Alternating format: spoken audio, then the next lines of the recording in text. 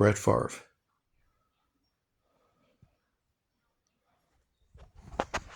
Okay, so now I'm making another video of my football cards and Brett Favre. Okay, and why? All right, so I have a lot of memories of Brett Favre. I was born in 1970, so during the 70s, I was just a young boy learning about football and NFL and NFL players and all that kind of stuff. In the 1980s, I was a teenager and playing football and still kind of learning about the NFL and college football. But it was the 1990s where I like surrounded myself with the NFL and college football. I drowned myself in football. Excuse me. And in the 1990s, uh, I have so many memories of Brett Favre. Uh, yes, I'm a Brett Favre fan. I'm not a Green Bay Packer fan, but I am a Favre fan. Okay, so where do I begin with Brett? All right. Okay, so let's start with the cards here. So 1991 Stadium Club, and you can see it's a gem 10. This is a perfect 10 card right here.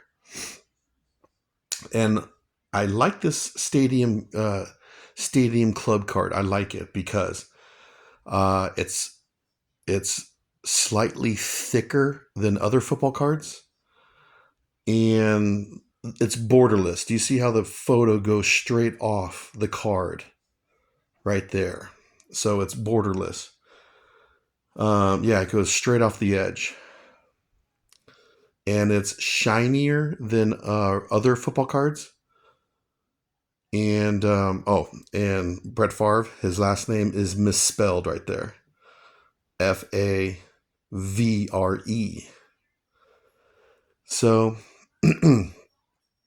uh, that's why I've kept these cards all these years. I've had these cards since 1991, and this is the 1992 Stadium Club. Now, this one is more valuable than the 91 because the 92 Stadium Club, there's less of them. There's a lot less of them. But if I was going to choose one to keep, it would be this one. Obviously, it's the rookie card. So, excuse me. What else can I say about Brett? He's a tough quarterback. Played through multiple injuries throughout all the seasons. He's a gunslinger. I like his personality. Totally down to earth kind of guy. During the 1990s, I would have to say I watched Drew Bledsoe, the New England Patriots, the quarterback. I watched him more.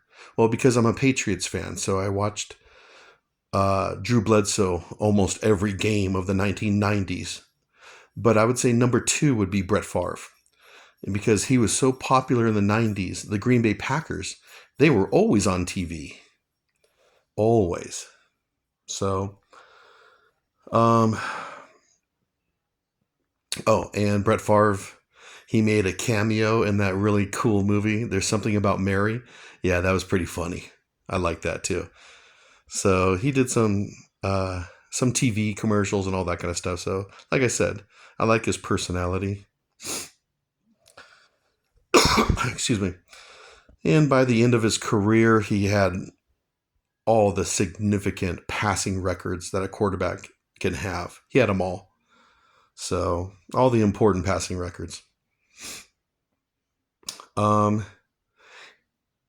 in my opinion, if you're going to start collecting football cards, you got to have this one right here in your collection. This is a must-have. It's not real expensive, but it's not cheap either. And it's Brett Favre, Hall of Famer. And you got to have this one in your collection for sure if you're going to start a football card collection. got it. This is a must-have. This one right here. Um, like I said, whenever I think about the 1990s and I think about NFL football, Drew Bledsoe and Brett Favre, I have so many memories of these two guys. And of course, they met in the Super Bowl, and Brett Favre, the Packers beat the Patriots, which depressed me. I was so upset about that.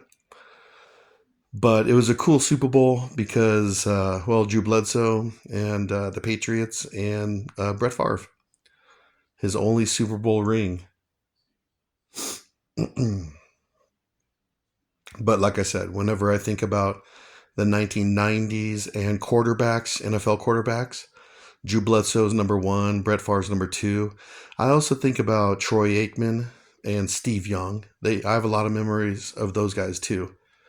But that's the reason why I'm making this video, is because I have a ton of memories of Brett Favre in the 1990s. I'd go to sports bars and watch football, and there's, the Packers will be on TV, and there's Brett Favre. So yeah, I have a lot of 1990s memories NFL of Brett Favre.